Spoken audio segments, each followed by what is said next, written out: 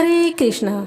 आज हम सुनेंगे कृष्ण पिंगला संकष्टी चतुर्थी व्रत कथा, जो कि आषाढ़ माह के कृष्ण पक्ष में आती है। साल 2025 में इसका व्रत 14 जून 2025 दिन शनिवार को रखा जाएगा। आइए कथा प्रारंभ करते हैं। प्राचीन काल में राजा महीजीत नाम का एक राजा था। उसका राज्य बहुत ही समृद्ध और सुखी था, लेकिन राजा के कोई संतान नहीं थी। इस कारण से वो प्रतापी राजा अपने राजपाट, धन, वैभव आदि से संतुष्ट नहीं था।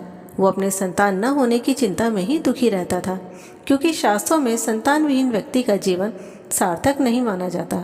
उसकी पत्नी रानी सुदक्षिणा भी इसी कारण से दुखी थी। संतान प्राप्ति के लिए राजा ने बहुत तरह के दान, पुण्य, यज्ञ, हवन, धार्मिक अनुष्ठान आदि सत्कर्म किए, परंतु कोई लाभ न हुआ। ये देख राजा के साथ उसके सभी मंत्री और प्रजा भी बहुत दुखी थे।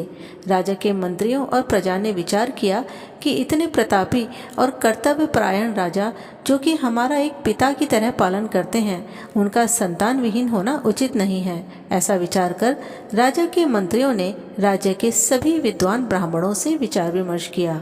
ब्राह्मणों ने बताया, इसका उपाय तो ऋषि लोमस ही बता सकते हैं, वे वन में रहते हैं। ऐसा सुन सभी लोग ऋषि लोमस की तलाश में वन में गए। जब उन्होंने वन में ऋषि लोमस को देखा तो ऋषि अपनी तपस्या में लीन थे और बहुत ही तेजस्वी प्रतीत हो रहे थे। उनके चेहरे पर कांति थी और उनके शरीर से तेजस्वी प्रकाश निकल रहा था। वे सभी वेदों के ज्ञाता प्रतीत हो रहे थे।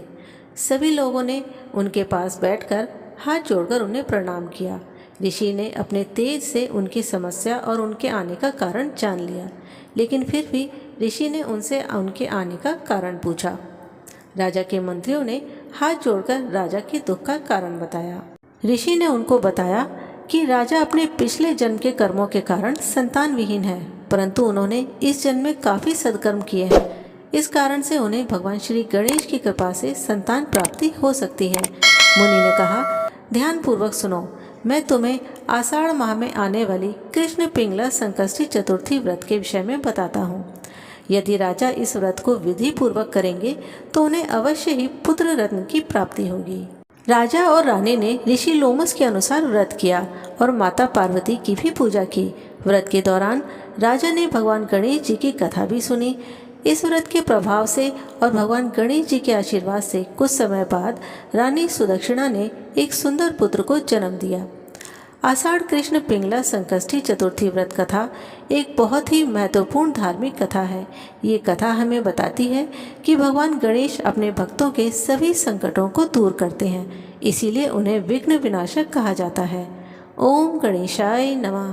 प्रिय श्रोताओं, यदि आज की कथा आपको अच्छी लगी हो तो वीडियो को लाइक और शेयर करें, और इसी तरह की व्रत कथाएं और अन्य पौराणिक कथाएं आदि सुनने के लिए हमारे चैनल को सब्सक्राइब करें।